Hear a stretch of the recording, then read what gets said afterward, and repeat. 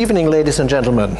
I would like to welcome you on behalf of the Amerika-Gesellschaft Schleswig-Holstein, the Kennedy Info Center, to our lecture, Transatlantic Cooperation in Iraq, Syria, IS, by Ambassador Robert Stephen Ford, who is sitting over here. This lecture is a cooperation between the Amerika-Gesellschaft Schleswig-Holstein and the Institute for Security Policy at Kiel University, and we would especially like to thank Mr. Florian Wetzel, who is sitting over here, for the work and efforts he has put into this program. Our thanks also go to his colleague, Mr. Robin Schröder, who helped to prepare this event, but who cannot be here tonight, unfortunately. The lecture is also a joint program of all German-American institutes all over Germany, and it will be broadcasted live on YouTube. And my thanks go to Fabian Flor over here, who organizes all those events for the German-American institutes with lots of enthusiasm and with great organization ability. Ladies and gentlemen, the current conflicts in the Middle East have created a downward spiral of violence, humanitarian emergencies, radicalization, and border-crossing instability that poses tremendous challenges. At the same time, it has become clear that strong transatlantic ties are ever more important in order to promote stability and peace in that region. How does transatlantic cooperation in that regard currently look like, and what options do Europe and the United States have to prevent the Middle East from further sliding into chaos? And, what is very important today, how may elections, and especially the US election, presidential election, affect further cooperative action? These are the guiding questions that will be addressed in this lecture by our speaker, Ambassador Robert Stephen Ford. Robert Stephen Ford is currently a senior fellow at the Middle East Institute in Washington, where he writes about developments in the Levant and North Africa. Mr. Ford, in 2014, retired from the US Foreign Service after serving as the US Ambassador to Syria from 2011 to 2014. Prior to this, Mr. Ford was the Deputy US Ambassador to Iraq from 2008 to 2010, and also served from 2006 until 2008 as the US Ambassador to Algeria. He served as Deputy Chief of Mission in Bahrain from 2001 until 2004, and political counselor in the US Embassy in Baghdad from 2004 until 2006 during the establishment of the new permanent Iraqi government. In 2014, he received the Secretary's Service Award, the US State Department's highest honor. Ambassador Ford, we are very thankful and honored that you came across the Atlantic to give this lecture. Thank you very much for coming to Kiel.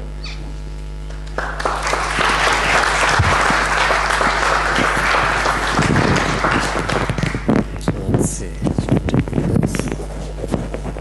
Here. And this I'm just going to carry. Here or? Oh, yeah, that's going to be, yeah, ist ja gut. Guten Abend. Can you hear me? Können Sie mich hören? Ja, okay, gut. Es tut mir leid, dass ich kann nicht mehr Deutsch sprechen.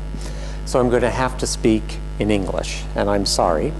I used to speak German, and then I learned Arabic, and the Arabic came in and the German went out. So my brain is limited. Let me thank Jan and the Kennedy Info Centrum and Fabian at the German-American Institutes for the invitation to come to Kiel. And I also want to mention the nice reception I had at the Institut für Sicherheitspolitik here at the university today.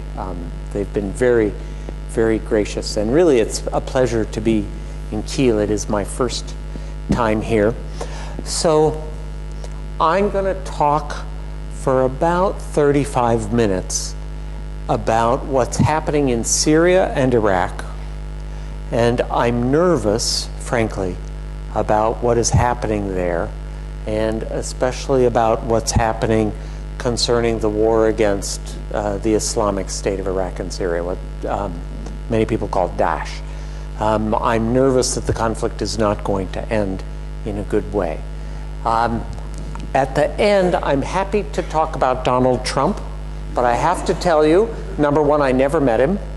Number two, I never met any of his advisors. And so we don't know what's going to happen with Donald Trump. It's not a secret. I preferred Hillary Clinton. I worked for her. The election is what it is. So, but I'm happy to talk to you about it. I just want you to know I'm not an expert about Donald Trump. So, but this title, I chose this title because this is what Donald Trump said he would do. This is what Donald Trump said he would do about the Islamic State. Carpet bombing is American, I guess it's British English too, and it means very, very heavy, hard bombing. And this was Donald Trump's answer to the problem of the Islamic State. And I don't think it's enough. So, Yunus Amar, you can't tell them what this is. You can't. So, the first thing I want to talk about is what is the Islamic State exactly? And is it different from Al-Qaeda? Many Americans think that the Islamic State is the same as Al-Qaeda. Maybe it's just a little bigger, but that it is basically, it is the same. And the Islamic State is not the same. It is very different. Why? The Islamic State has the same ideology as Al-Qaeda. It's almost exactly the same, very small differences. This is an example. Does anyone know what this is? You can't say. Anyone else know what this is? Okay, what's your name? Okay, Iman, where are you from? Oh, you can't say. I want someone who doesn't speak Arabic. Do you know what this is? This is a tax receipt from the Islamic State. This is, you pay a tax and they give you a receipt. What does that mean? It means that they have government officials. They have an organization. They have a bureaucracy. I want you to think about that. Al-Qaeda, Osama bin Laden, Ayman Zawahiri are in caves. They have internet with their computers, but they don't have office buildings. They don't have government officials, and they don't give you receipts for paying taxes. Now, they have the same ideology. And so this is a tax receipt from a Syrian Christian who had to pay the tax or leave, pay the tax or be killed, pay the tax or become a Muslim. He had those three choices: pay the tax, become a Muslim, leave, or be killed. 4 choices. So it's the old thinking, it's a kind of an old interpretation of Islamic law that dates back really to the 8th century, to the time of the Prophet. But it's applied in the 21st century with a tax receipt. What's circled in red, it says paid the jizya. And the jizya is the Islamic law name for the tax Christians pay to stay in the Muslim community.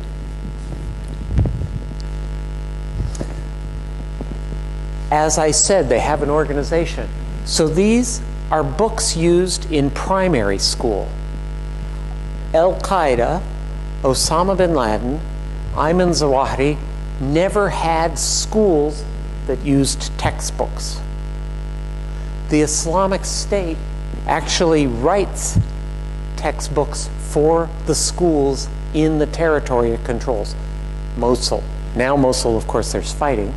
Raqqa, still, the schools are operating. This is way more, this is much more than Al-Qaeda ever did. Al-Qaeda operates schools, the Islamic State operates schools, the Islamic State operates hospitals, The Islamic State operates universities. It has a tax collection agency. It operates oil fields, petroleum fields. It has an entire structure. It even issues license plates to automobiles. This is something Al-Qaeda could never do. It never had a state. Anyone know what this is? No, you can't say. No, you can't say. Anybody know what this is? Any guess? This is a parking ticket issued by the Islamic State. I've always wondered, did he pay the ticket? I'm sure he paid, because who knows what the penalty would be if you don't pay. It even says the name of the car. It's a Kia. So the main point I want you to understand is that the Islamic State is much bigger. It has more resources. It collects taxes. It was getting oil resources until recently. Al-Qaeda was a small group hiding underground. The estimate is, 2 years ago, the Islamic State from taxes and oil was getting perhaps as much as $100 million per month. So over $1 billion American dollars per year. Much, much more than Al-Qaeda, Osama bin Laden, ever had. Much, much more. So what's the American response? You can see that. There is good news. There is good news. This is from September. The areas in brown are areas which have been taken back, recaptured from the Islamic State. And so you can see that the Islamic State has lost a lot of ground. The Islamic State has lost a lot of territory. It is important to note that in the last 2 years, the Islamic State has lost the oil fields it was controlling.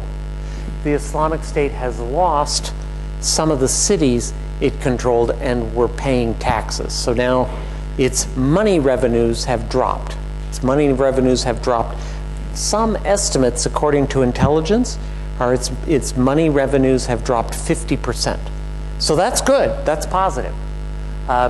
It's now more difficult for them to recruit because they cannot pay salaries like they used to. They pay some salaries, but salaries are less. So that's positive.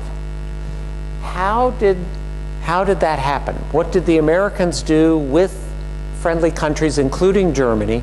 What did the Americans do to make that possible? So the first thing in Syria the Americans did was they worked with this group. This in the picture is a battle that was fought on the Turkish-Syrian border.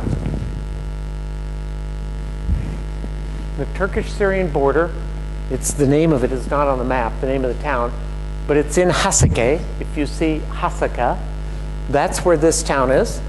The city's name was Kobani, and it was the first defeat that the Islamic State had at Kobani, where Syrian Kurdish fighters fought in the city for 4 months and finally defeated the Islamic State. And the American military came and began to bomb the Islamic State.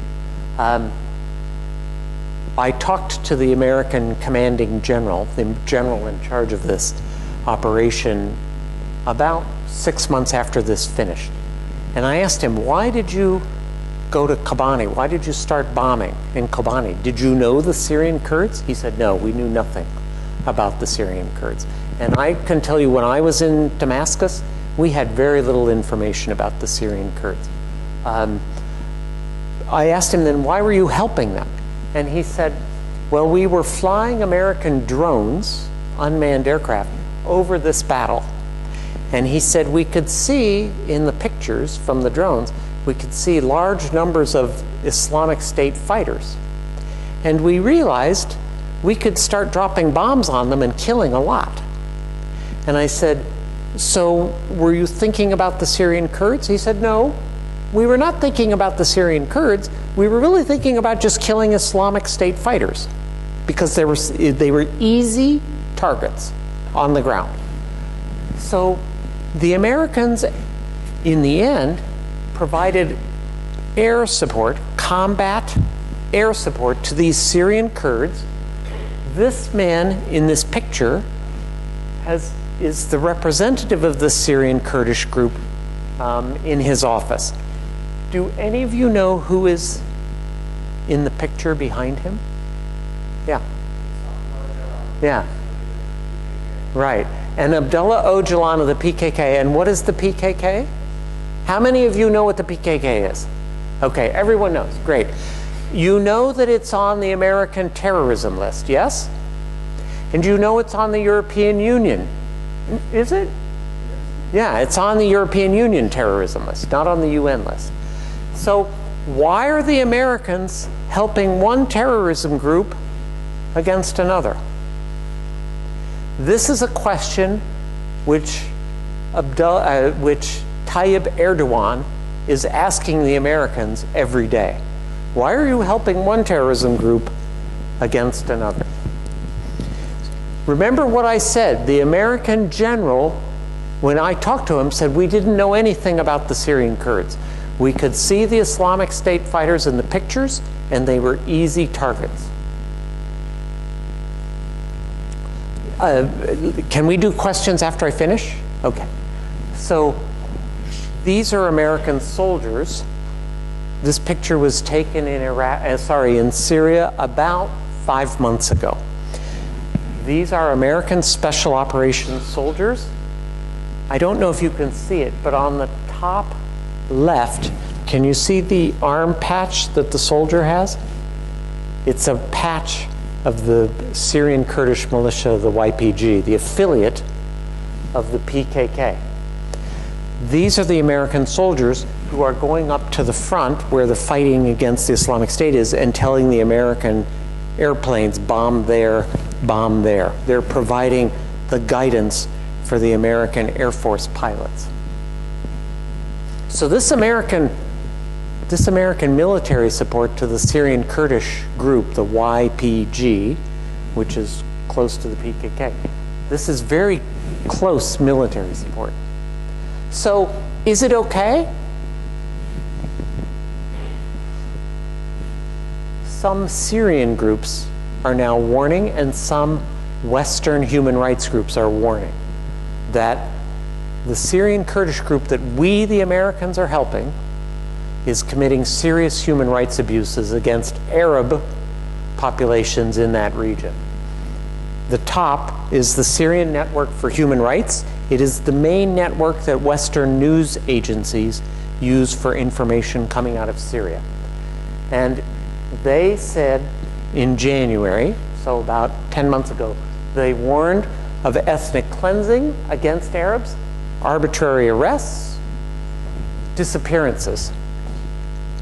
But not only the Syrian Network for Human Rights in particular has raised issues in northeastern Syria in 2013 and 2014.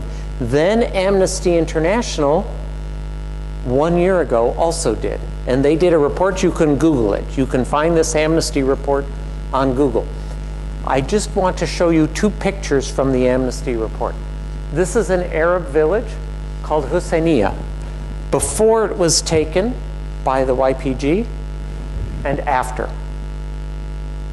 This is not a village that was always controlled by the Islamic State. This is what the American allies did to an Arab village in Hasakeh province. When you think about the Islamic State, we can kill their soldiers, we can see them, we can bomb them. But do they get new soldiers to replace the ones that died? And if they get new soldiers, when does this war end? What do we do about the recruitment problem? And that's what I want you to think about This is what I keep saying in Washington. Think about the recruitment. Otherwise, we kill them, they get more. We kill more, they bring more. What about the recruitment? Does this look like a situation which would cause some, not all, would cause some young Arabs to join the Islamic State to fight the Kurds? What do you think? This is a report from Syria Direct. Do any of you know Syria Direct? If you are interested in the Syrian civil war, I recommend this news site strongly, syriadirect.org.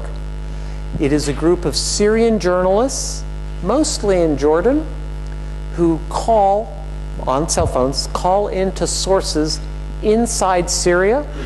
They write reports. There are American and European Arabic language students who are then translating the reports from Arabic into English. It's a low-budget operation, but it's very credible.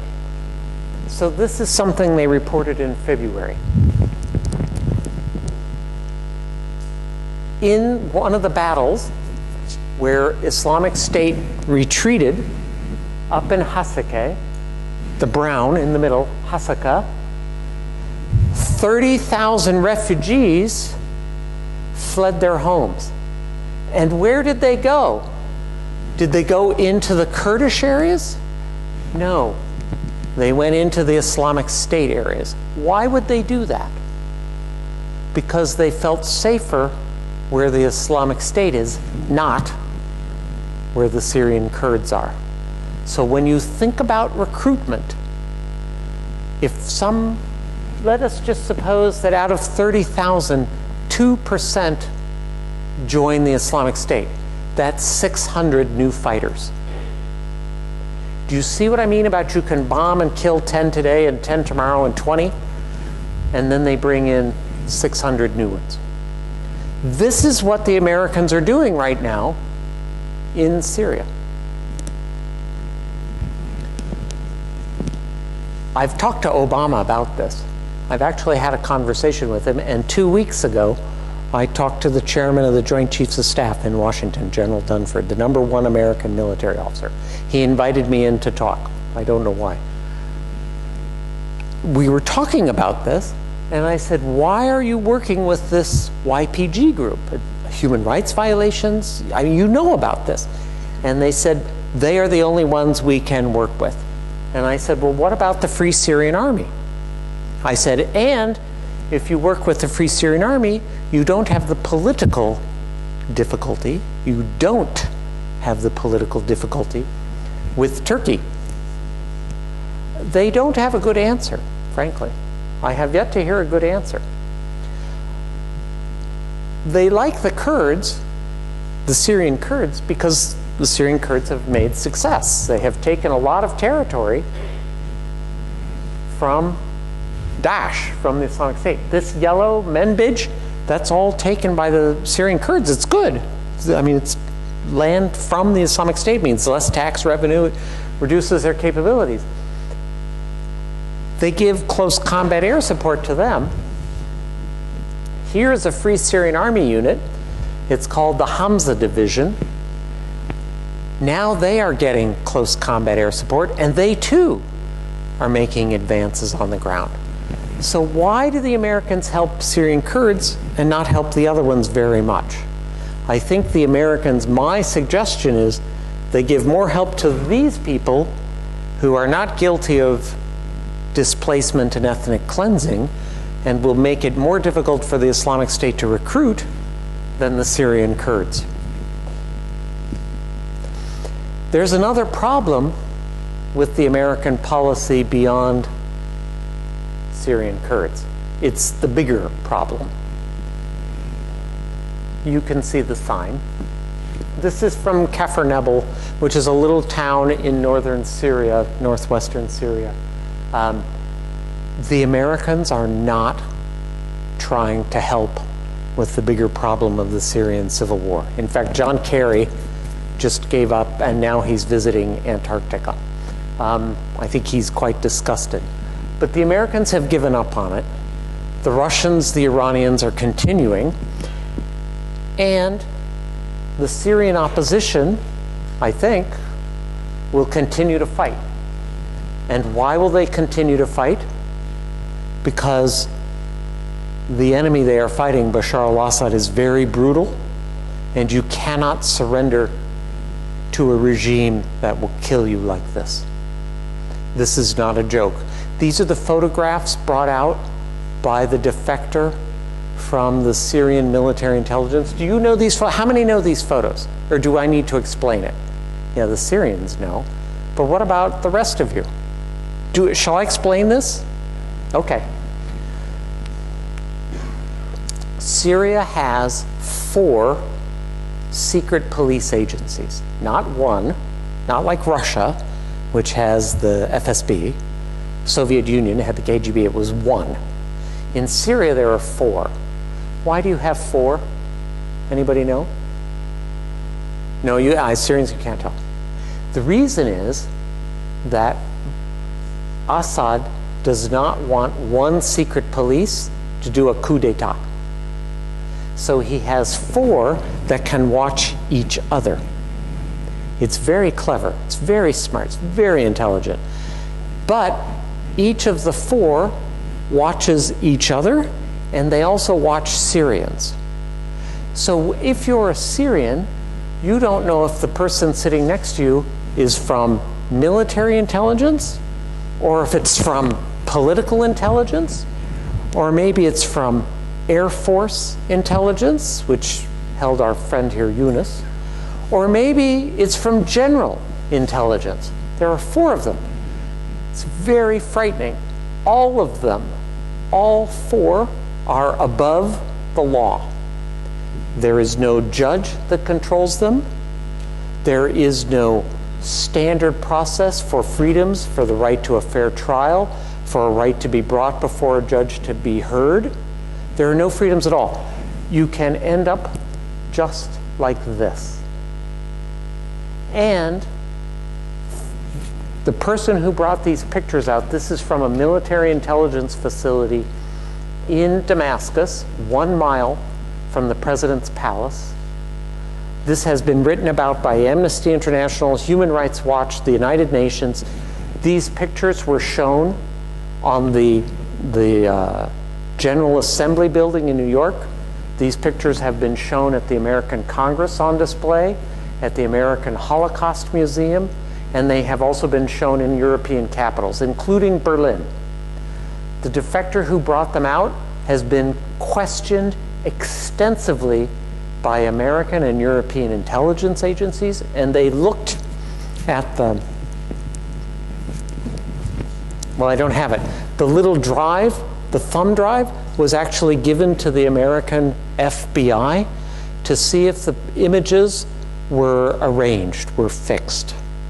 And the FBI conclusion to the president was, these pictures are real. So this man brought out the pictures of 7,000 different bodies in one military intelligence facility. So understand what Bashar al-Assad's regime is.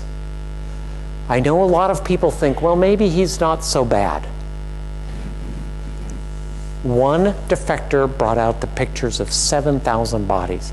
Some estimates from Human Rights Watch and Amnesty International are that 50,000 people have been killed this way in Syria.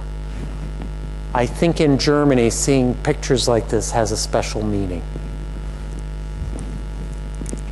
So they will not stop.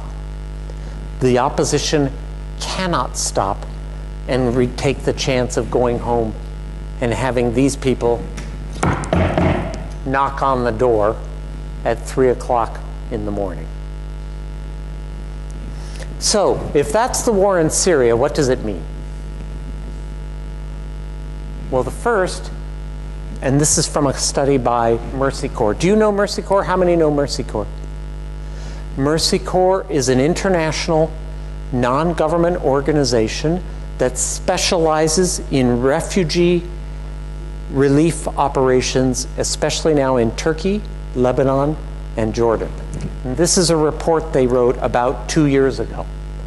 The first is that as long as the war between Bashar al-Assad and the Syrian opposition continues, the extremist organizations like Al-Qaeda and Islamic State will get new recruits. And that if you can't get a solution, to the Syrian civil war, you can't stop the recruitment. So that's the situation in Syria. Making progress, but not fixing the recruitment problem. So now let me talk about, and then last thing, I threw this in. What are the Americans doing?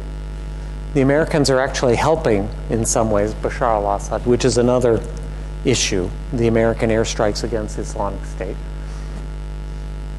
The Grozny solution, which the Russians are now pursuing in Aleppo, really will not end the recruitment because they don't end the war. And what we will have in Syria is just a return to insurgency, sort of like we had in Iraq in 2004 and 5. Is anyone thinking about the Syrian Kurdish militias that we're using and the problems it's creating? And are we getting towards a national negotiation? Now I want to talk about Iraq for about 10 minutes. So, do you know who the person on the left is? Anybody know? Yeah, sir. Yeah, that's the Iraq Prime Minister, exactly. So Haider al-Abadi, who is an old friend of mine, I know him very well from my time in Baghdad. Haider is, how can I say it? He's about this high. And he speaks fluent English. Why? Because he was an Iraq refugee in London. And what was his job in London? He was an elevator engineer. Really, seriously. Now he's a politician, and he's the prime minister. But he was an elevator engineer, and he lived in London for years. And he's a nice man. He's a very nice man. When he would come into a room with Iraqis, he could come up and he would pat them on the shoulder. Hi, how are you? How's your family? Hello, how are you? How's your son? How is your daughter? Hello, how are you? Nice to see you today. Did you have a good time when you visited Kuwait last week? He's very good. He reminds me of a good American politician like Joe Biden. He's smooth and he's friendly. But now he has the challenge. This quote is from Barack Obama. Now he has the challenge of getting national reconciliation in Iraq because of the recruitment of the extremists. If you don't have national reconciliation, you will have extremist recruitment. So how is that going, that effort? Well, the Americans and Germany are working with Iraqi forces. The Americans are working with the Iraqi National Army at some bases. We now sent back to Iraq 5,000 American soldiers. Most of them are doing training for the Iraqi army. I think the German military is working with Iraqi Kurdish forces in northern Iraq. But there's some problems. Here's the first problem. Do any of you know what that is that the man is standing on? Okay, Eunice, this time you could answer because it's Iraq. Well, but what is he standing on? Yeah, it's a tank. Which kind of tank? Yeah, it's an American M1. This is the best American tank. It's new. And it went to Iraq, to the Iraqi army. But this man is not the Iraqi army. This man is from, he's from Iraqi Hezbollah. Iraqi Hezbollah is also on the American terrorism list. It is responsible for bombing American embassies, and it is responsible for killing American soldiers during the war when Americans were in Iraq fighting. So how did this man get this tank? I mean, we didn't give it to him. It's a terrorist organization. How did he get the tank? The Iraqi army gave it to him.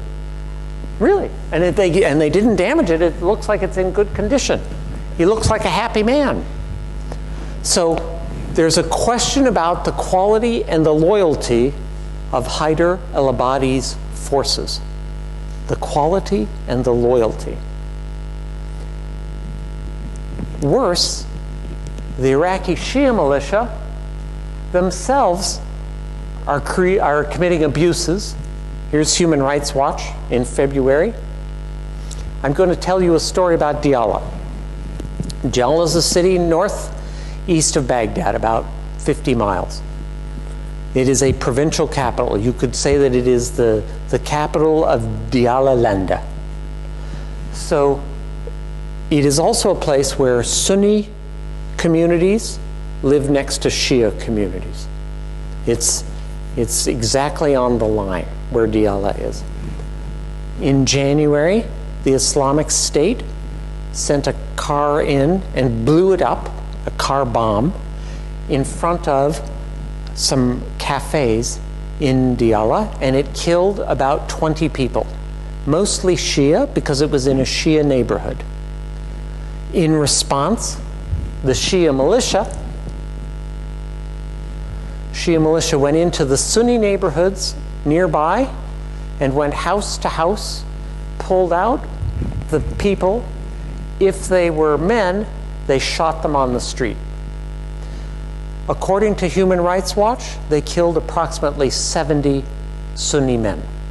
This is just one incident in Diyala. Oh, and this mosque, they also burned 7 Sunni mosques that day in Diyala. Now, how is that doing for reconciliation? How is that doing? The Islamic State, of course, doesn't want reconciliation. The Islamic State wants no reconciliation. The Islamic State wants to recruit. So for the Islamic State, this is a big success.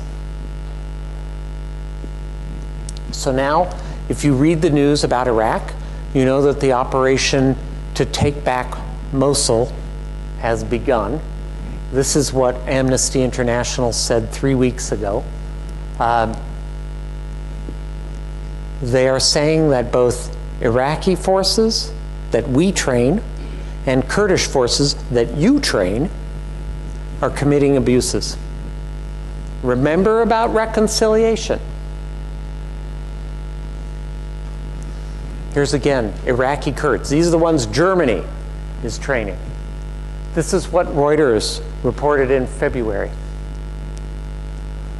Iraqi Kurds were blocking entry of Sunni Arabs into some parts of Iraq, Kurdistan. And here's more recently. These are the Iraqi Kurds Germany is training, from Amnesty International and from Human Rights Watch. This is from a report from Amnesty International 2 weeks ago. You can Google it. It's called Marked by an X. You can Google it. Amnesty International, marked by an X. This is one of the Arab villages near Kirkuk, never controlled by the Islamic State. I want to say that again. Nahrawan village was never controlled by the Islamic State. That's what it looked like 2 years ago. That's what it looked like a year ago. These are the people Germany is training. Look like a good possibility for reconciliation? So what does this mean? It means that in Iraq, the militias, Kurdish and Shia, are creating new conflicts.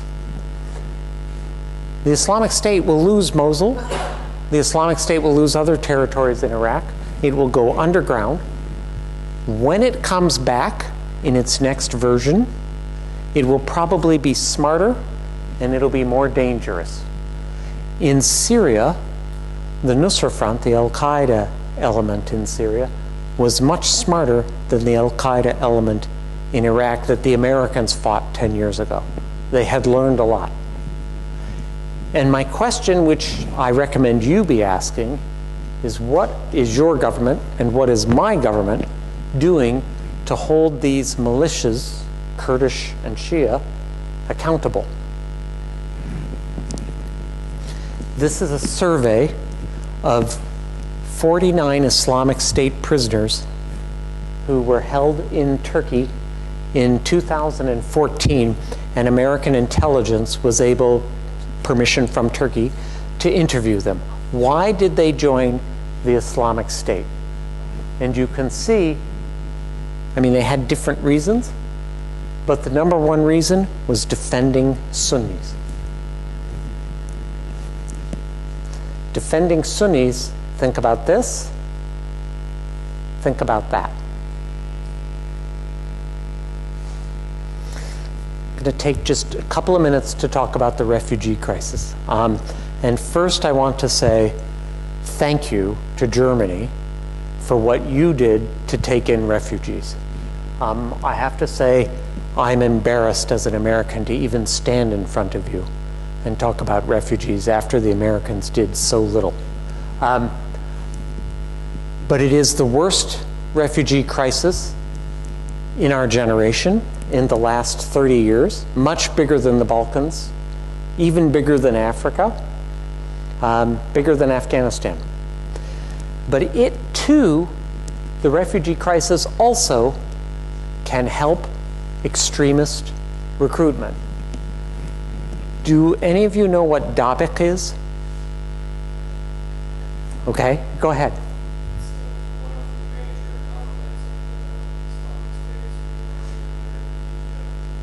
Yeah, so I would call it an electronic magazine. Would that be fair? Yeah, and they use it for propaganda and recruitment. So you know this picture of the Syrian Kurdish boy who drowned at sea. This was prominent. This had a big place in a Dabik electronic magazine from the Islamic State a couple of months ago. And this says, actually we have people here who can translate it even better than me. Would any of you care to translate this?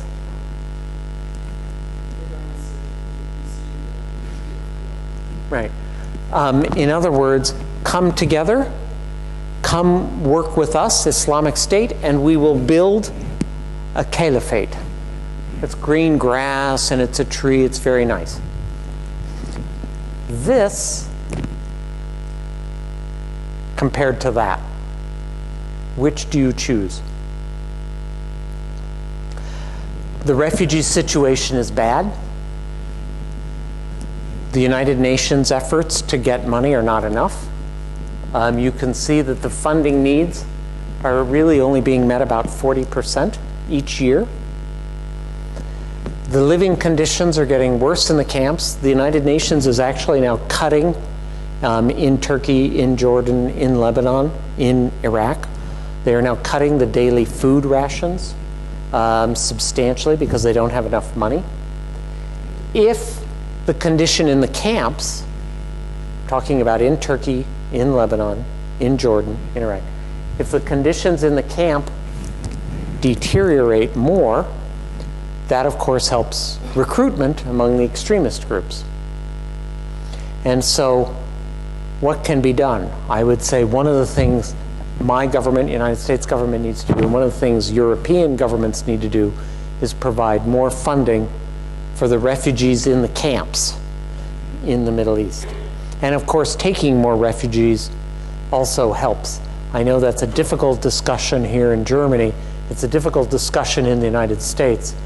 I signed a letter with other former government officials last year to Barack Obama saying, the United States, which last year took only, it's embarrassing, last year the United States took only 10,000 Syrian refugees. Our letter to the president said we must take 100,000 immediately. I think this year the United States is going to try to take 18,000 Syrians, and that's before Donald Trump. So what Germany is doing, what Europe is doing, is much more, and I have to say bravo. I have to say good for you. I am embarrassed that the Americans are not doing more.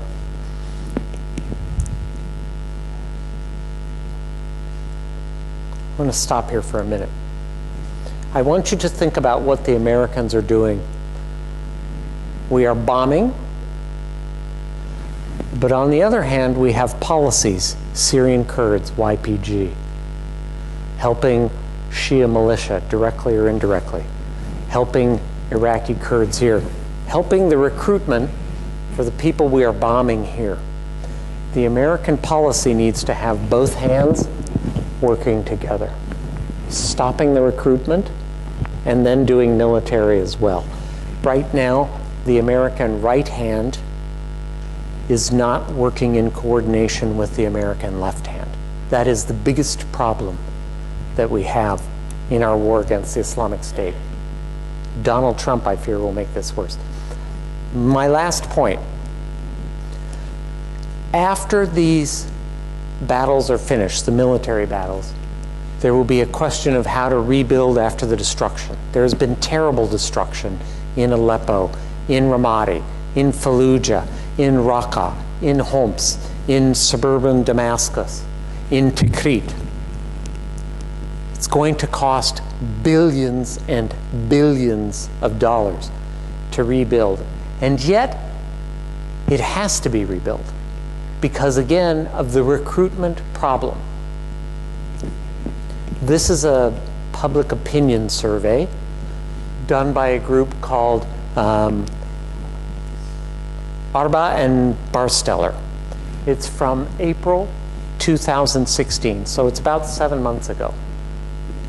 This is a survey of several thousand young people in Arab countries, not Syria, but why do their colleagues, why do their friends, why do their brothers, why do they join extremist groups? Why do they join? What's the reason for the recruitment?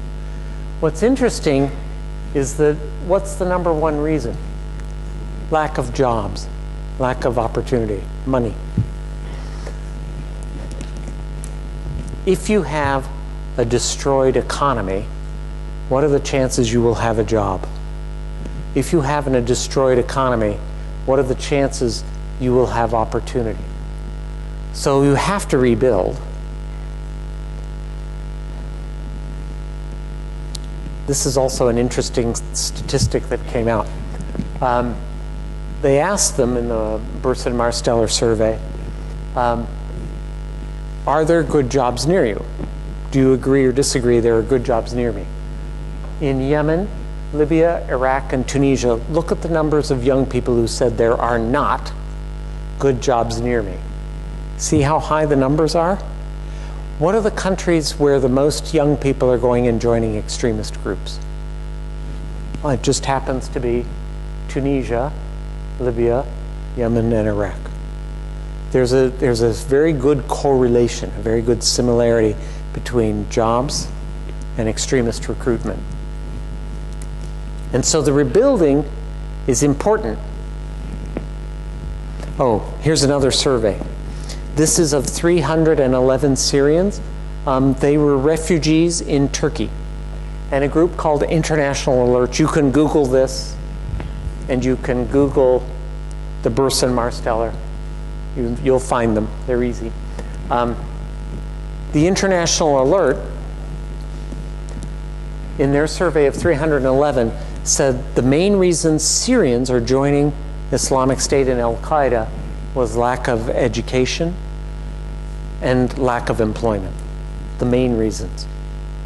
So you have to get back to the rebuilding. And the rebuilding is going to be hard because if Bashar al-Assad stays, do you think he's an honest man? Do you think his family is honest? We're going to send money through them to rebuild Syria? Do you know who the people on the left are? That's Hadi al-Amri in the front. He's the commander of the Iraqi Shia militia. And with him is the Iranian Revolutionary Guard Corps commander, Qasem Soleimani, Quds Force commander. Soleimani. If we channel money into Iraq through Haider, they're going to get it because it's their soldiers. So rebuilding is going to be hard. How the Western countries will help rebuild if Assad stays and if the Shia militias stay so powerful in Baghdad will be very difficult. So this is my last slide. These are the things I want you to think about. Who are our partners? Who are our partners against extremism? Are we promoting political solutions to the political problem of recruitment? How can we help the refugees to reduce that recruitment problem? And how can we rebuild Syria and Iraq to reduce that recruitment problem? Thank you very much.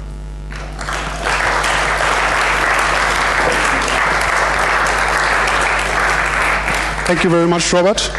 Now we have 40 minutes left for questions, and I think there was one question over there. Yeah, please wait until one of our colleagues hands you a microphone.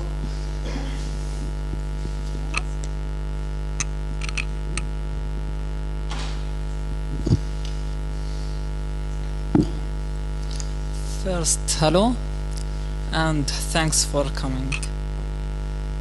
Okay, there is a lot of points that I want to speak about, but I will try to make it short.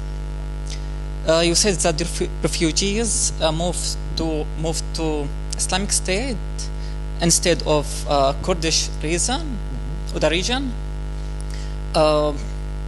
But I don't think that's true, because it's enough to be killed by ISIS even if you have like jeans trouser or something like that. So I don't think this. Well, it's not what you think or what I think. It's what the reporters from Syria Direct were hearing from their sources on the ground in Syria. Okay, maybe, but they moved to Kurdish region because at the end it's part of Syrian community.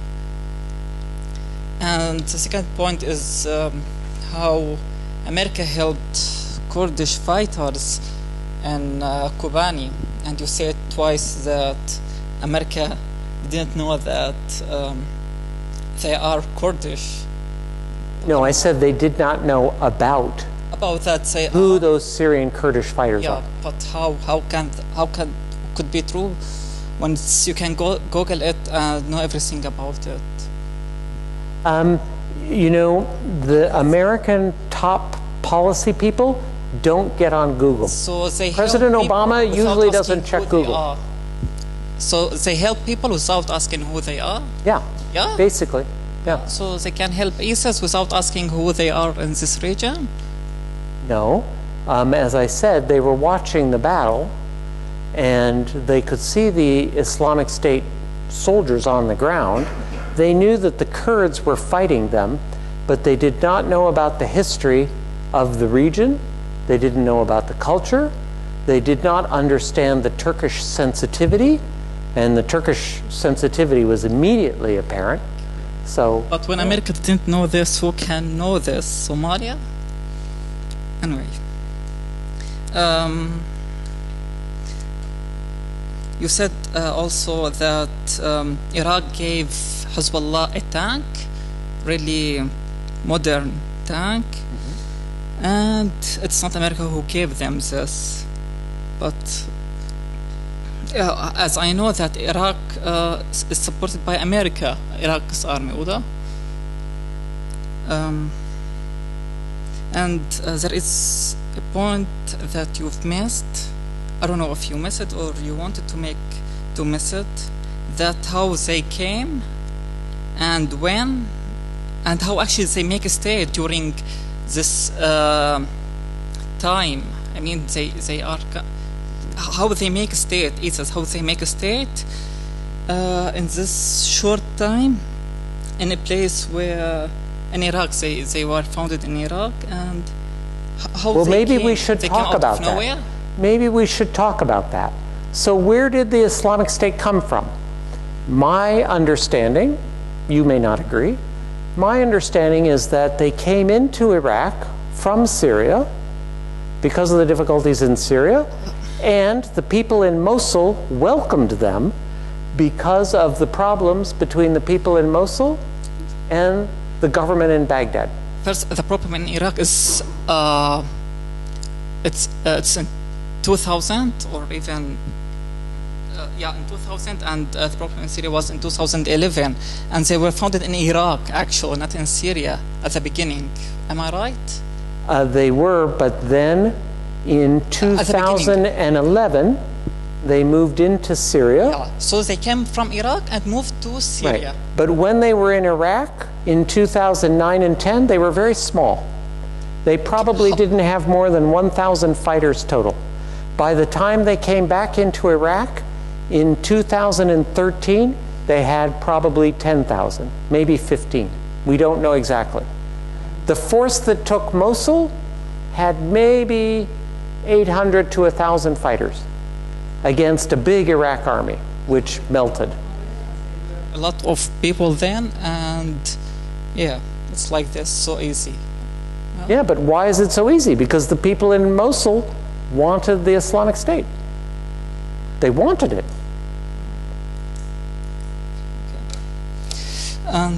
There was no national reconciliation. They wanted the Islamic State. That's the problem in Iraq. Governed by a government, and this government were supported by America. Am I right? You're right. And the Americans did not. The American mistake, in my opinion, was the Americans did not hold the government before Hyder al-Abadi. The Americans did not hold the government of Nouri al-Maliki accountable for the abuses that his forces were committing in places like Mosul. And it was a big problem. And the Americans said nothing. And if we say nothing now, we're committing the same mistake as 5 years ago. Handled Iraq since 2000. 2003 to be exact. 2003? Until now, I think so. Until now, I'm sorry, I don't understand your point. So they handled Iraq in 2003, and they are there till now, or till 2011. Right. In 2011, the American soldiers left. And then they just supporting Iraq army. Yeah, but there's a difference between supporting and holding accountable. They're not the same thing. Insisting that the Iraq government respect human rights, insisting that Iraq Kurds respect human rights, insisting that Syrian Kurds respect human rights, the Americans have not been doing it. They're still not doing it. And I don't see how you will get national reconciliation without respect for human rights. Do you think you can have national reconciliation in Syria, in Iraq, without respecting human rights? Do you think that? Of course, but it's not the point, human rights now. But I think it's the most important point. Yes, of course, but it's not the point in this topic. Or America. Oh, I think it's very much the point that we cannot win the war if there's not national reconciliation in Syria and Iraq. The war continues because Saudi Arabia and Iran are fighting, and the people on the ground will fight. Yeah. Alles klar.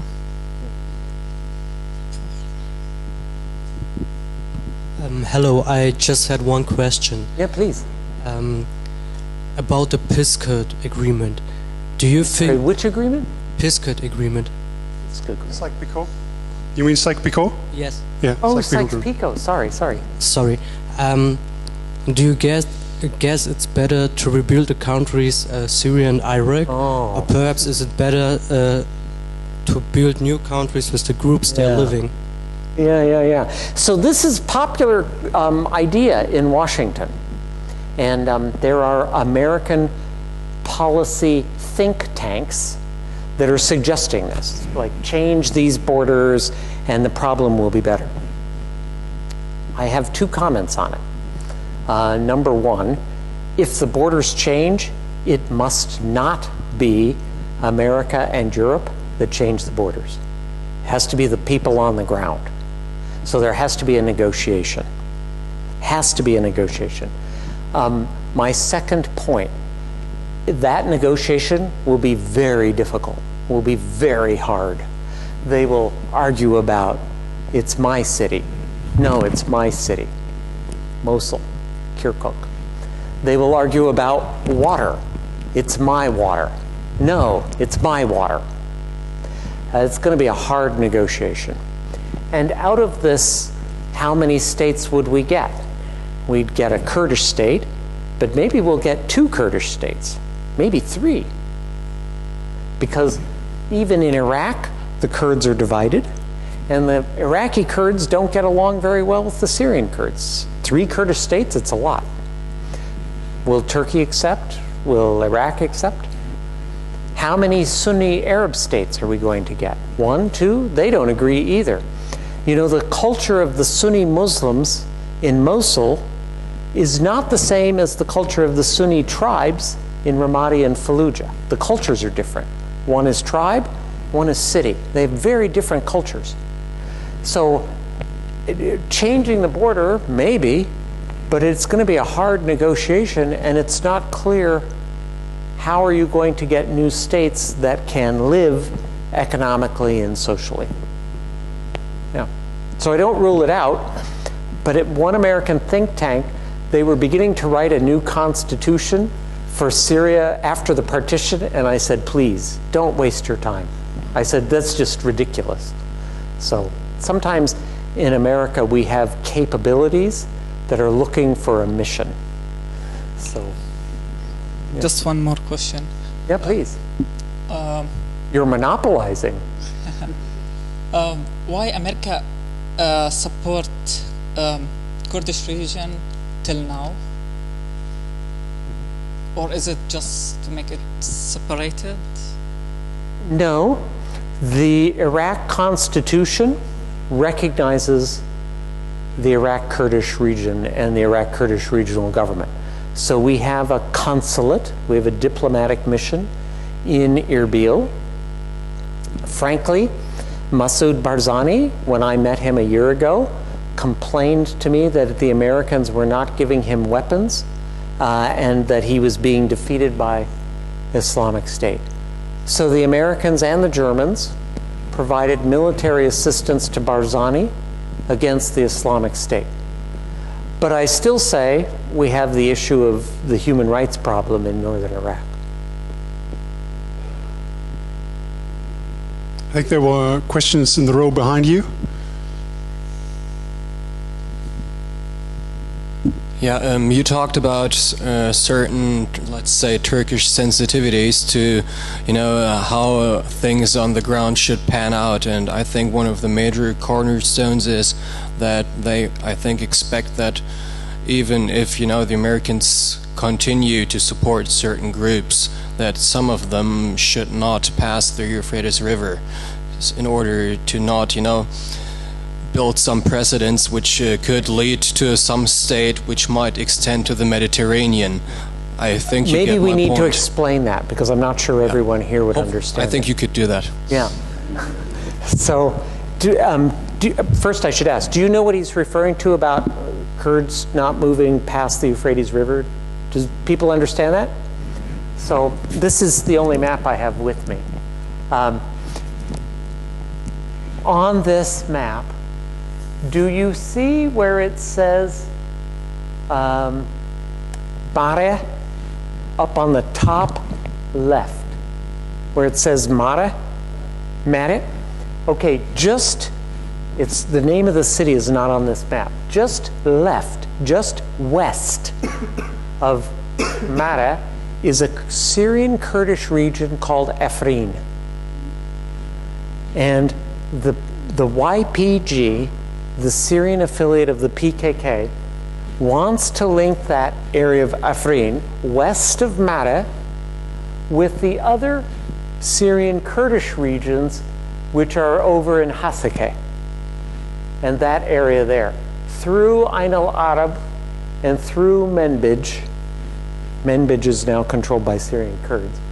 They want to create it so that it's one long, continuing land from northwest all the way to the Iraq border. And that would be the Syrian Kurdish region. So the Turks have said to the Americans that the Syrian Kurds must not move west of the Euphrates River. The Euphrates River is, do you see Manbij on the map? Just look to the east, to the right, and you see it says Tishreen Dam? That's the Euphrates River. So what the Turks want is to keep Afrin separate from the other Syrian Kurdish areas, to keep that space west of the Euphrates River out of Syrian Kurdish control. This is a big topic now between Washington and Ankara, a big topic between Washington and Ankara. Who's in Manbij today? Do you know? Syrian Kurds, well west of the Euphrates River. Washington promised Ankara Syrian Kurds would not go west of the Euphrates River. So now every day when the Americans talk to Turkey, Washington talks to Ankara about northern Syria, the Turks say, you said no Syrian Kurds west of the Euphrates River. Today they are still in Manbij. And this is a big controversy between Washington and Turkey. The American answer, do you know what the American answer is? Oh, don't worry about Manbij, we're fighting the Islamic State. And the Turks are saying, well, we are concerned about our territory and Kurdish ambitions on our territory. Maybe I should explain. Do you know the relationship between Turkish Kurds and Syrian Kurds? Is it worth 2 minutes to explain? Okay. So there are Kurds in Iran, and there are Kurds in Iraq, and there are Kurds in Syria, and there are a lot of Kurds in Turkey. The Turks are very sensitive, especially about the Syrian Kurds. Why? Anybody know why? Well, but they had PKK in Iraq. But it's not so sensitive. Why is it sensitive between Turkey and Syria? Tell you. See the border? Do you know how the border was fixed? Where did that border come from? Well, okay. Actually, we're in Germany. It's your fault. So, Kaiser Wilhelm.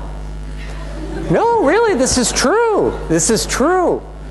Kaiser Wilhelm wanted to build a railroad from Berlin to Baghdad in about 1900, 1910, before World War I. And the Germans, engineers, went to Ottoman Empire, went to Turkey, and began building the railroad. And they built it going from Istanbul through Turkey, and then they went east, and eventually they were going to go down to Baghdad. But World War I came, and they did not finish the railroad. After World War I ended, Turkey was fighting, Kemal Ataturk was fighting in Turkey for Turkish independence from Greece, from the British and French in Istanbul. France was in Syria under League of Nations mandate. And Turkey and the French, not Syria, Turkey and the French agreed on a border. They said everything north of the German railroad is Turkey, and everything south is Syria, is the Syrian mandate under League of Nations. So, but the railroad went right through towns like Kobani. This town, Kobani, it's the name itself, many people think, comes from Syrian, or from Kurds, not Syrian Kurds, from Kurds trying to say captain And Kobani is simply Kurdish word that they were trying to say captain, like a German captain building the railroad. So that border between Turkey and Syria, there are Kurds from the same tribe, there are Kurds from the same family who, before the border agreement, would just go back and forth. There was no border. Now the border comes in, and all of a sudden tribes are split, families are split, but the language is the same, the culture is exactly the same, and they have family ties 80 years later.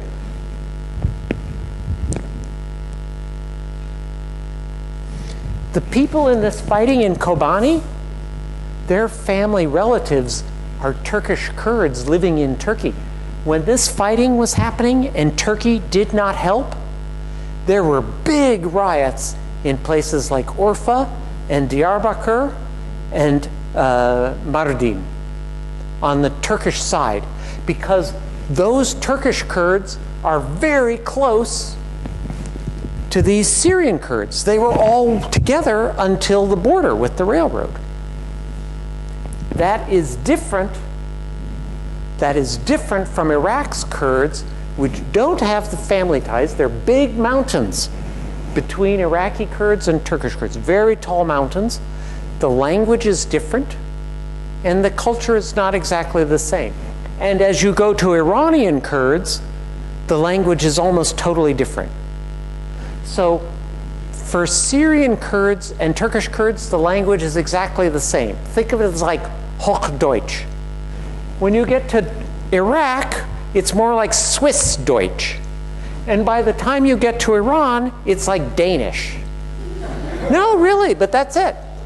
So the Turks are really sensitive about the Syrian Kurds. And I have talked to Turkish officials, and this is exactly what they have told me. Precisely what they have said to me. And this is what the American army didn't understand when it went to Kobani. This is exactly what the Americans did not understand. Because they didn't ask the Turks for permission. They just did it. That's a lot of Kurdish history, I'm sorry. Can you pass the microphone down here? Thank you. You're welcome. Yeah. Excuse me. Can I question why America until now did not fight Assad, or like they or you, America? I mean. I'm out of government, so it's not me. I quit. Okay. I see they. Why the America not fight Assad like the fought Saddam Hussein? Yeah. Example. And the second question, Trump had said, he said, we are make a big problem when we give Iraq to Iran. Yes. This here question, Iran supported Shiitish military, okay? Now we know two reasons. The dictatorship, okay? And the second reason, Iran, it's also dictatorship. Why America, excuse me, work with Iran? Yeah, okay. Okay. Yeah. This, excuse me. So the most important thing to understand, and I used to say this to people in Syria all the time when I was there, do not think the American military will come to rescue you, to save you from Bashar al-Assad. Why not? Because 5,500 Americans died in Iraq, and every American is angry about it.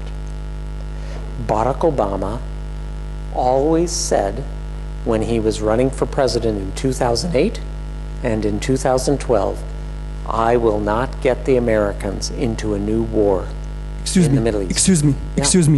America accepted not come to Syria and accepted come to fighting with Kurdish militia, No, but- for example. But the Americans, Is right? yeah. but They wait, are. Wait. Laza, Khalik Maya. So how many American soldiers are with Syrian Kurds? Maybe 400, 500 maximum. I think the number is between 400 and 500. It's not the same as 150,000 in Iraq. It's not the same. Even today in Iraq, how many soldiers? American soldiers. About 4,500. It's big, but it's not like 100,000 American soldiers. It's different. Why? Because American people don't want to fight a new war in the Middle East.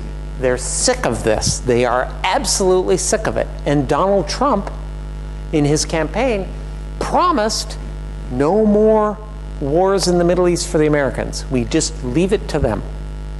So you ask about Donald Trump and Iran. And Excuse me. We say not more war in the Middle East, but we have a soldier, American soldier in north of Syria. When I want fight for freedom and for Gleichheit, democracy, I must I fight with this principle. this is principle? Principle. Yeah. I mean that. Yeah, but Barack Obama's priority is not democracy in the Middle East. I want to say it again. Barack Obama's priority is not democracy in the Middle East. Truth hurts. So, from the beginning, he has said this is not an American problem. From the beginning. When I was the American ambassador, and when I visited Hama, for example, where Ammar is from, what I said to people was, your demonstrations must remain peaceful.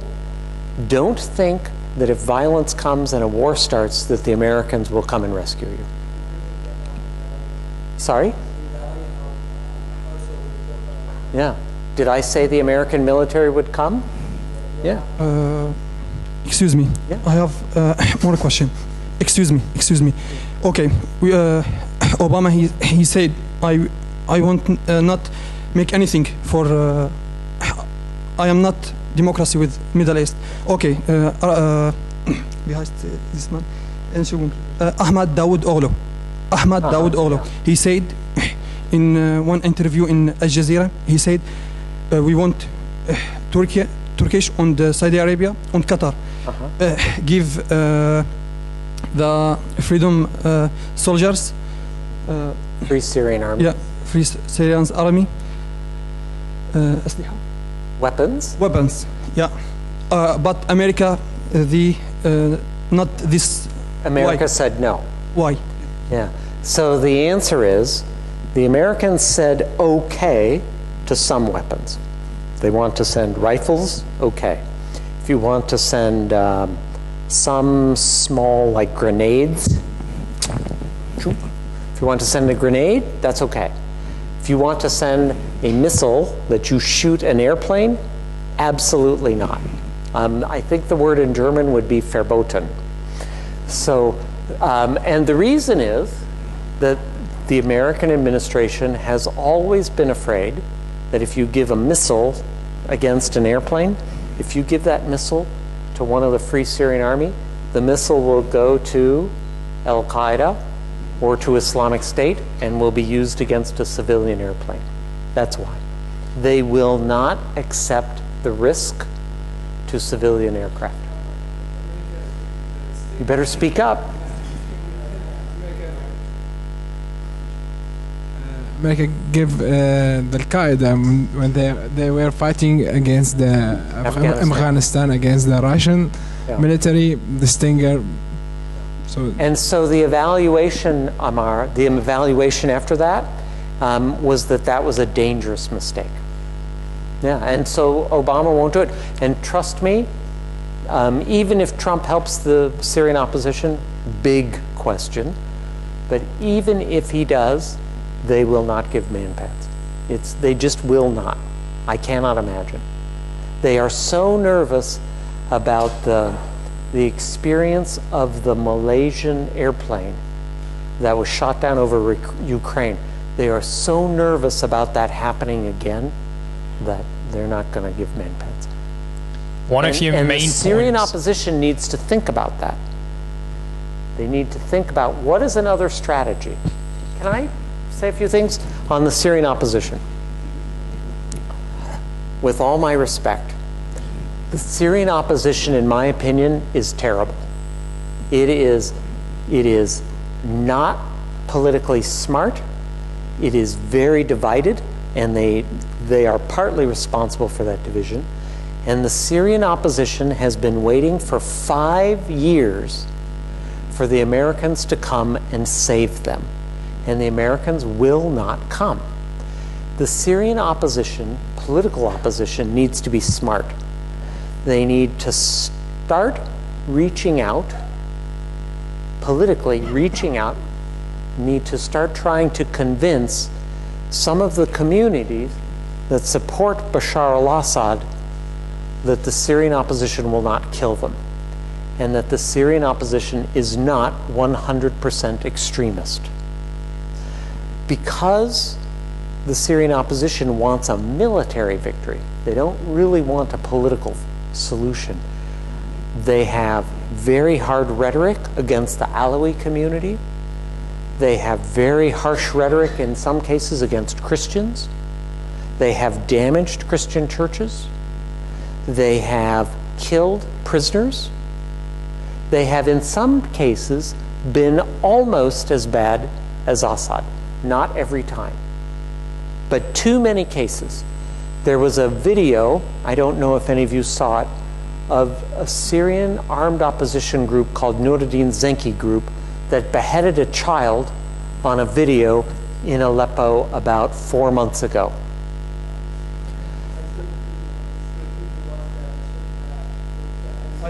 Oh, hold on, please use the microphone. But Eunice, my point is, it's against international law to kill a prisoner like that. And so the people who are fighting for Assad, who support Assad, look at that video and say, do we trust them to be in the government? Never. If I was in charge of Syrian opposition, if it was me, I would find the man who did that and put him in prison immediately, publicly. I'd have a video of him being marched in. I would immediately go to Alawi communities and say, join us, be in our leadership, share with us the leadership. When I went with the American delegation to Geneva in 2014 for the talks between Syrian government and Syrian opposition with Ban Ki-moon and Lakhdar Brahimi and the others, the Syrian opposition delegation had 30 members. How many of the 30 were Alawi? 0. Unbelievable. How many were Christian? 1. That's not serious. I told them that. I said, you cannot be serious bringing a delegation like this here. The Syrian opposition is becoming as sectarian as the Assad government is sectarian. And we can't have a political solution that way. Syrian opposition wants the Americans to give a military victory. The Americans will not give a military victory. The Syrian opposition must change. It has to. Otherwise, the war will go on indefinitely. We'll have an insurgency. We'll have many insurgencies. I think there were some people wanted to ask questions over there, yeah. Two of your main points, as I have understood you, were on the one hand side saying that you're striving, or one should strive for national reconciliation, and on the other hand side was to say that one should try to implement human rights in Syria in order to achieve that national reconciliation. Well, one of my questions is, you've said in order to achieve human rights in Syria, one would have to hold the American allies in Syria accountable. Right. How would you do that. Yeah. I mean, you can't just not deploy them with any further weapons or whatever, because that would just basically support ISIS. And on the other hand side, the question would be, isn't trying to implement human rights in Syria, taking in a very Western perspective, taking into consideration the Syrian or Arab culture concerning women, concerning taking the revenge, etc. In particular, when you claim that YPG, etc., the current allies of the US or of the Western coalition are responsible for various war crimes, can't one assume that the FSA would, if they would advance, pretty much just take a revenge, just like the YPG did? Yeah. So I would say two things. Number one, this is one of the villages that the YPG cleansed ethnically. Do you think the CIA has asked who did this? Do you think the American military has asked who did this? Which commander? I don't think so. And do you think they're still helping those commanders? I think so. So I think the first thing is they go to the leadership of the Syrian Kurdish YPG and they say, we can't work with that commander. We cannot. We will not. If you don't change him, we will not work with him. We won't be able to help him. It's your choice. You can change him, and we will work with the new commander, the replacement, but this one we won't work with, and that one. That's the first thing to do. Hold them accountable. And if they do make the change, say, good, we're happy, make it public. Because the Arab population needs to know that the people responsible for this are punished, are changed and punished. For the Free Syrian Army, your question is exactly right.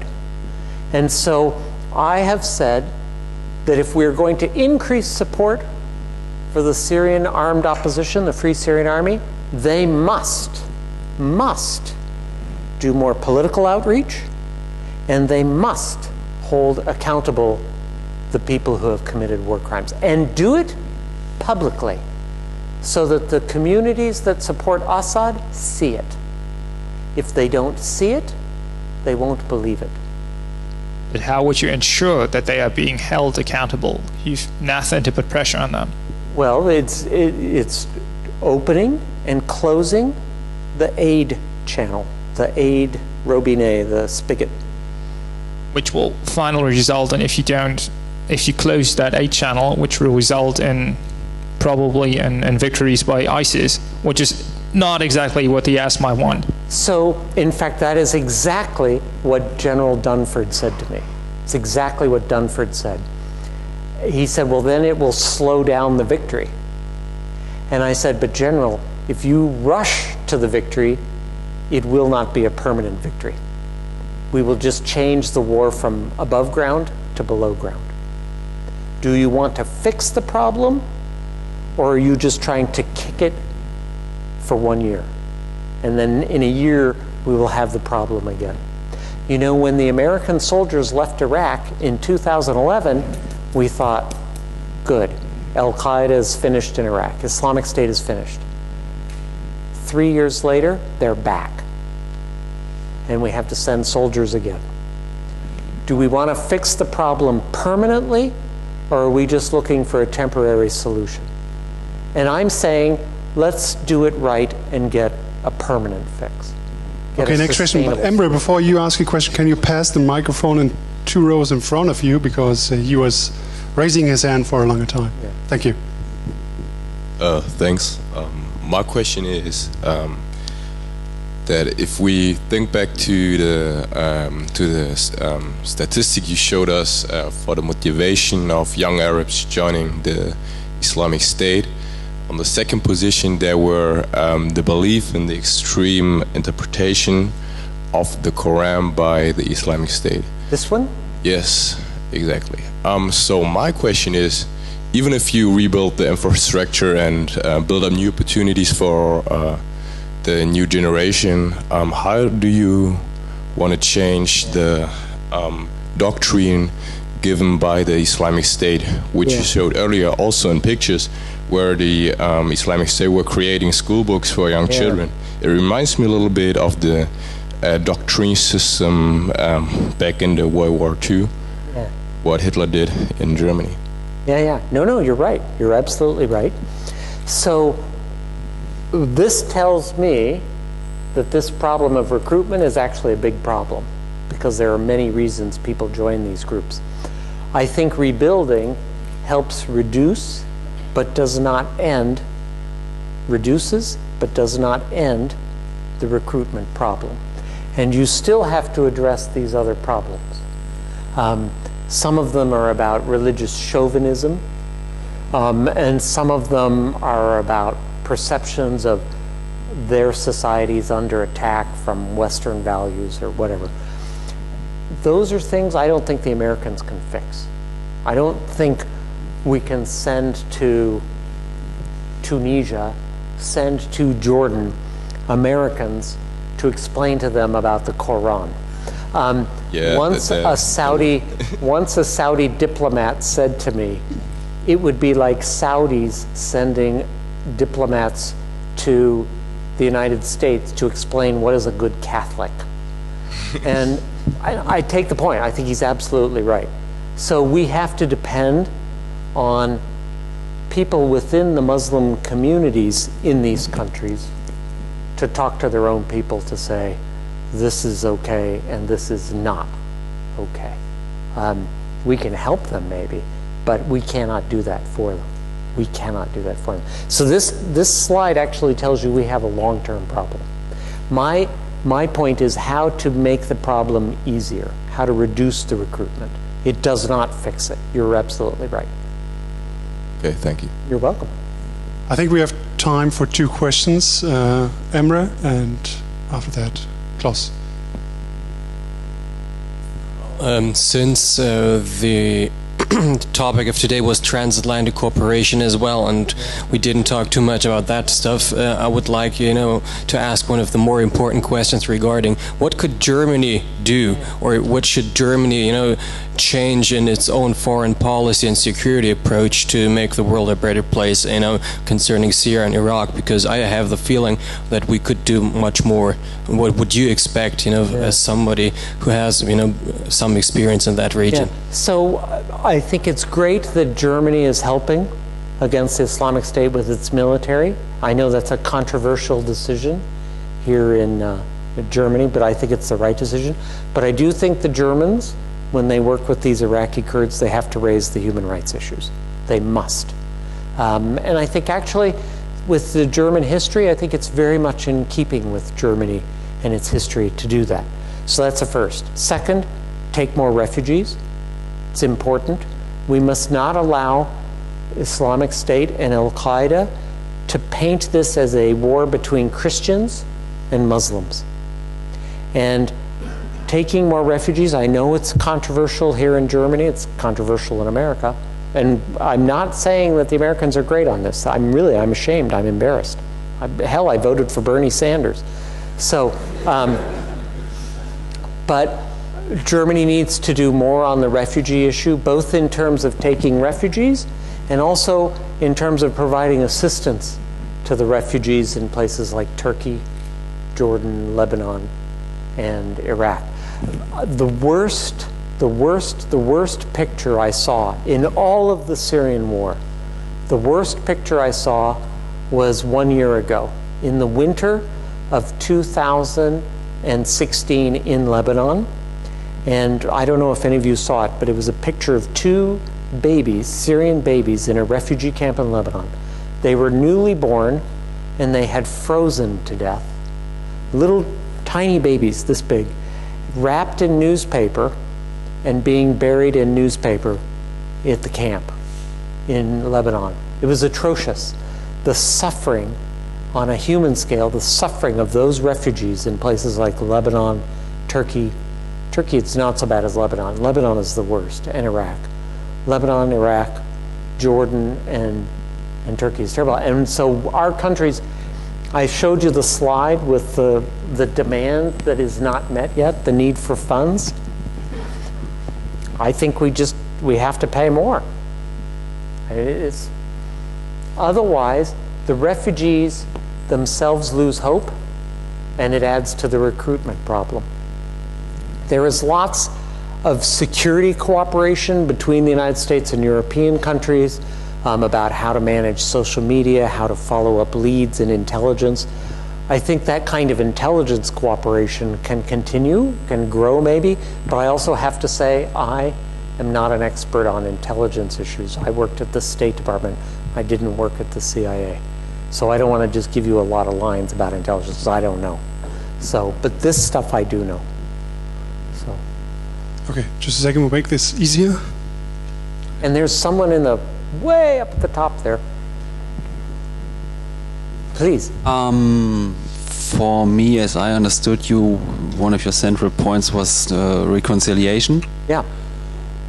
For me, it's a pretty straightforward and easy to understand point, but why do you think that obviously people, politicians, administration officials, and maybe by extent societies in Germany, United States, Western countries have such trouble understanding this point? Yeah. Why do you think that is, and what could be done about that, maybe?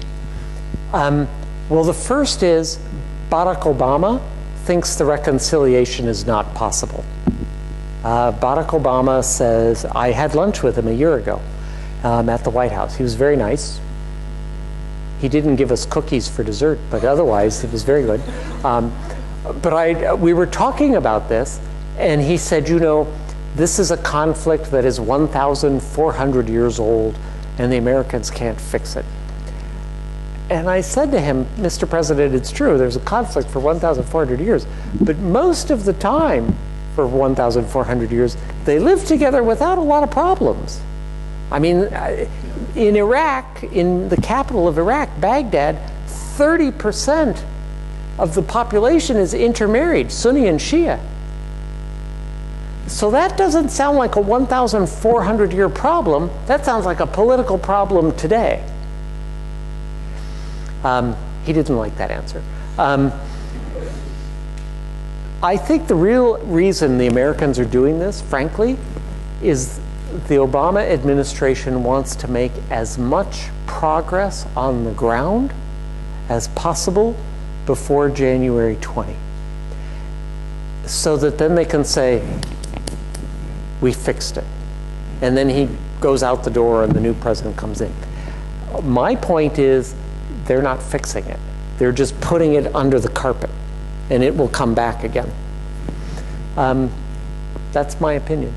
But I'll tell you, some of the people in the administration that I still talk to say my impression is correct. That the Americans are not thinking long term, the Americans are thinking very short term. Wouldn't be the first time. So, yeah, I know, I can only tell you, if you're in these discussions in Washington, you will be very afraid. Yeah. So we have already exceeded I think there was a gentleman our up time there. limit. Yeah, the very last question. Been waiting. Yeah, good evening. Good evening. What do you say to the allegation that a big part of the Syrian population stands behind Assad? So in the cities of Assad means Damascus and something like this. Yeah. So for sure, a big part of the population does support Assad, no question. And I think a big part of the population that did not support Assad in 2011 and 2012 now have changed and want the war to end. And they don't care if it's Assad or it's someone else. They just want the fighting to stop. There's so much destruction, so much killing. So, and how the Americans... The real question, though, is we don't know, I don't know, and you don't know, what is the percentage? We don't know. There's no opinion poll. So what I do know is that the Syrian opposition, the fighters, will not stop because of the killing, the 4 secret police agencies, etc. So is it possible to find a political negotiation between the fighters, the rebels, and the Syrian government? And that, I think, is what all of our countries should be working for. But I also have to tell you, if there isn't military pressure, I don't think the Syrian government will ever negotiate. Okay. Can I tell one story? Yeah. So I mentioned the negotiations in January and February 2014. The ones that the Syrian opposition didn't bring any Alawis, they only brought one Christian. So in those negotiations, I was not in the room. The Americans, the Germans, the French, the Saudis, the Turks were all outside the room. In the room was Syrian opposition, Syrian government, and United Nations. But people from the United Nations and Syrian opposition told me this story. In the negotiations, the Syrian opposition requested of the Syrian government to release, to free, the women and the children that it was holding prisoner. And the Syrian government representative, he's the UN ambassador too, Joffrey said, we're not holding any women and we're not holding any children. And the Syrian opposition said, come on, we know you're holding, you're holding thousands. And he said, no, we are not. The talks ended that day, no agreement. The Syrian opposition, at the end of the day, went back to the hotel. And all night long, they were on the telephone and on the computer, and they were getting names. The names of the woman arrested, where, and what date. In the morning, they brought in papers. The UN said it was about this thick, of about maybe 10 pages of names of women and children. They gave it to the Syrian government representative, put it on the table right in front of him. He would not pick it up. He would not touch it. And he said to them, any woman on this list is a terrorist. The opposition was very surprised. They said, well, what about the children? He said, any child on this list will be a terrorist. How do you negotiate with a government like that? Yeah, okay, but my point was, how do you want to convince this part of the population, of the Syrian population, especially in Damascus, to come to the opposition side or free opposition side, not the Islamic al-Nusra or something? Right. So it's what I was saying before about political outreach. The Syrian opposition needs to say, we will not treat you, supporters of the government, the way the government treated us. There will not be revenge. There will not be retaliation. Instead, we will work with you in the same government, and we will share portfolios, we will share power in a new government. And you will be protected. I think, this is my personal opinion, I think you will have to have local security for each town so that the Free Syrian Army does not go into Alawi towns. The Free Syrian Army does not go into areas where there are lots of Christians because they're too afraid.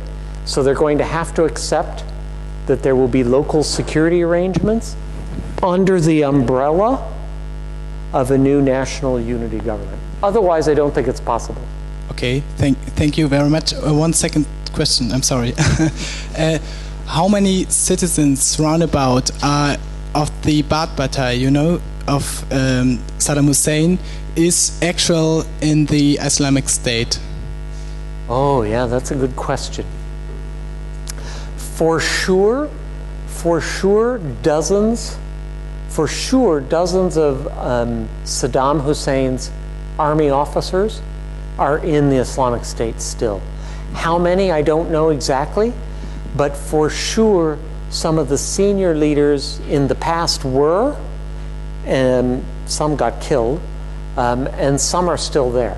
And that's one of the reasons the Islamic State has that good, strong bureaucracy, how to manage a state, because they have people with experience managing organizations. So absolutely there is a close link between the Ba'ath Party and the Islamic State.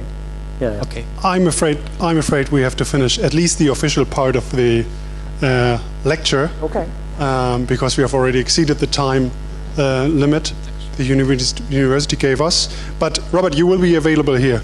So anyone who wants to talk to Robert directly may do so. Maybe what I could say, if you want, I am happy to email this presentation, but I need your email addresses. So if you just come, we can even start a list. And I'm happy to just send the presentation if you want to look at it. Some may want to argue with it. So, Robert, I think I can speak for all of us when I say that I'm most grateful that you came all across the Atlantic to spend some time with us here in Kiel. Thank you very much, and thank you all for coming. Yeah.